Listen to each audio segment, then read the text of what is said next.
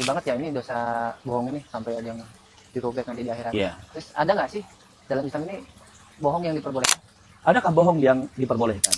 Sebetulnya kalau kita melihat hadisnya, itu tidak boleh sama sekali melakukan kebohongan. Dan Rasul mengatakan, iyyakum wal kadhiba, takutlah kalian terhadap kebohongan. Semua kebohongan itu nggak boleh. Hanya saja mungkin yang dimaksud oleh para ulama ini bukan kebohongan. Yang dibolehkan itu namanya tauriyah. Apa itu tauriyah? Tauriyah itu adalah, ini dalam ilmu balaghah ya, ada namanya tauriyah. Jadi tauriyah itu adalah satu kata yang memiliki dua makna. Ada makna yang jauh, ada makna yang dekat. Tapi yang dimaksud oleh yang berkata ini adalah makna yang jauh. Misalkan antum ada orang yang datang meminjam duit, ya. Antum tahu orang ini nggak amanah, dia nggak bakal bayar nih kalau misalkan dipinjemin duit. Ketika dia tanya, Mas, pinjam duit ada nggak? Maka antum bilang apa? Nggak, padahal duit banyak di ATM kan gitu. Kita katakan enggak. Di sini ada dua makna, ada makna yang jauh, ada makna yang dekat. Itu namanya tauriyah. Tapi yang dimaksud mana yang jauh. Jadi enggak di sini. Kalau mana yang dekatnya apa? Enggak ada.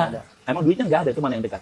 Tapi yang kedua, enggak ada di tangan, tapi di ATM banyak gitu kan. Itu namanya tauriyah. Seperti suami istri, istrinya nggak bisa masak, kemudian dia ingin bahagiakan suami, dia belajar masak, ya cari-cari di medsos, ya cara masak air gitu misalkan, ya dia belajar kan, karena dia nggak pernah masak sama sekali, tapi ingin membahagiakan suaminya, dia belajar masak.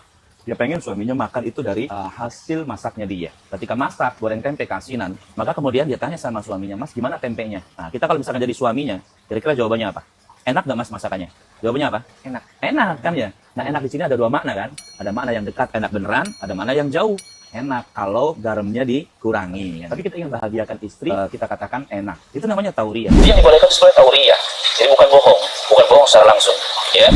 Contoh Nabi Ibrahim alaihissalam, ya, ketika menghancurkan berhala-berhala kaumnya, kemudian Nabi Ibrahim kan menyisakan satu berhala yang paling besar, menyisakan satu berhala yang paling besar. Ketika kaumnya bertanya, "A'anta fa'alta bi alihatina ya Ibrahim?" Apakah engkau yang menghancurkan Tuhan-Tuhan kita wahai Ibrahim?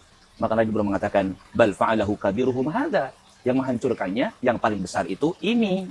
Yang melakukan yang paling besar itu ini. Ini namanya tauriyah. Karena ada dua makna di sini. Pertama, maknanya adalah yang menghancurkan berhala-berhala itu adalah yang paling besar.